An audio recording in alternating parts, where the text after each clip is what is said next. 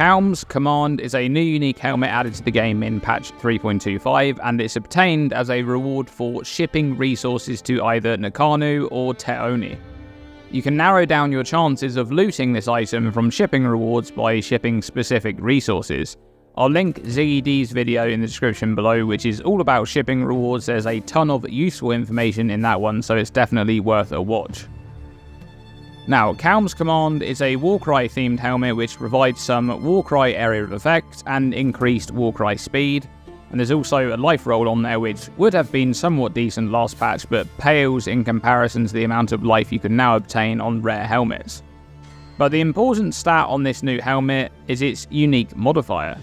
Nearby corpses explode when you Warcry, dealing 5 to 10% of their life as physical damage. Some of you may know that this modifier existed on the Berserker's War Bringer Ascendancy notable in Ruthless mode for a while, but it's now been replaced as of 3.25. But most will recognise this modifier from Affliction League charms, where you could obtain this one rolling up to 6%, and you could have a total of 3 charms plus that which was taken, for a total 24% of a corpse's life as physical damage explosions when you used Warcries.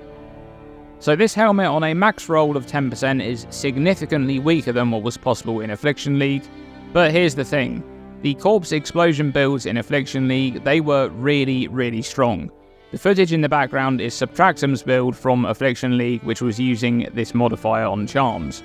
This was a poison version of the build using Pathfinder and a cast when stunned setup to spawn corpses using Unearth, and the build then used a setup with self-damage inflicted by Skull's Bridle, which procs Enduring Composure to gain an endurance charge every second, and then immediately loses that endurance charge with Replica Fragility, which then causes the Eternal Apple to automate Warcries to trigger the explosions. This version of the build is somewhat possible to put together once again thanks to the addition of Kaom Command, although it will need a lot of modifications because a lot has changed in the past 2 leagues. For example, the Elemental Flask changes in 3.24, which changed them from less damage taken to maximum resistance, and now the nerfs to both Taste of Hate and Defiance of Destiny. All of these things will have an impact on this build. However, I think it's interesting to actually look at what we have access to in the game now, because in the Settlers League, GGG have added the Autoexertion support gem. This reserves 15% of your mana for each supported Warcry to trigger it on cooldown, without providing any buffs or charges that it normally would give you. But in exchange, you gain automated Warcries, and the gem itself, combined with its quality stat, also provides quite a large chunk of increased cooldown recovery rate for the supported Warcries. Now you may be thinking, the immediate problem here is the amount of mana reservation that you'll be taking up. But you may be able to get away with just one instance of 15% mana reservation, and that's because General's Cry exists. This Warcry already doesn't provide any buffs or charges, so you won't be losing out on anything there. Importantly though, this Warcry has a significantly lower base cooldown to all of the other Warcries, with just a 3-second base CD compared to the 8 seconds base CD on all of the others. General's Cry linked to a level 20 Autoexertion support with 20% quality will already bring the cooldown down to around 2.3 seconds, and you can then take the Deep Breaths Warcry wheel for a total of 77% increased Warcry cooldown recovery rate, bringing the cooldown down to just under 1.5 seconds. Beyond that, there's also tattoos. The tattoo of the Tukohama Warcooler provides a further 8% increased Warcry CDR. Now, before we talk about scaling damage and creating corpses and things like that, I should quickly discuss some Warcry terminology. Modifiers which change what happens when you use Warcries have 2 different terms, and the wording is important because one of them works for triggered Warcries and the other does not. So if a modifier says when you Warcry, it will work for all Warcries, including triggered Warcries.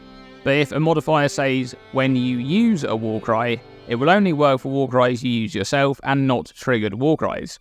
An example of this terminology is present in the game on the Warcry Mastery wheel. There's a Mastery, recover 15% of life when you use a Warcry, and another Mastery, remove all damaging ailments when you Warcry. The modifier which recovers life only works for self-cast Warcries, while the damaging ailment removal modifier works for all Warcries, self-cast or triggered. Okay, so what about scaling damage from the exploded corpses and creating those corpses to begin with? Well, for corpse creation, you always have options like the cast when stunned approach, or things such as cast while channeling Cyclone with Desecrate or Unearth. But there's also Corpsewalker, a pair of unique boots which, as the name implies, simply spawns corpses as you walk along for a truly automated hands-off gameplay, where you just walk around spawning corpses and automatically Warcrying to explode said corpses, which kills enemies, which create more corpses for even more potential damage. Do keep in mind that as of a change in patch 3.25, you can no longer explode Spectre corpses summoned by Desecrate or Corpsewalker. Alright, so what about actually scaling the damage? The poison route is still going to be one of the strongest due to options such as the Ming's Heart unique rings and the unique wand Obliteration. However, it may be interesting to explore converting that physical damage into either cold or fire, or perhaps cold into fire.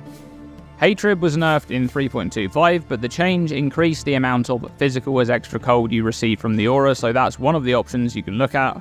But I think fire conversion has a lot of potential in 3.25 for a few reasons.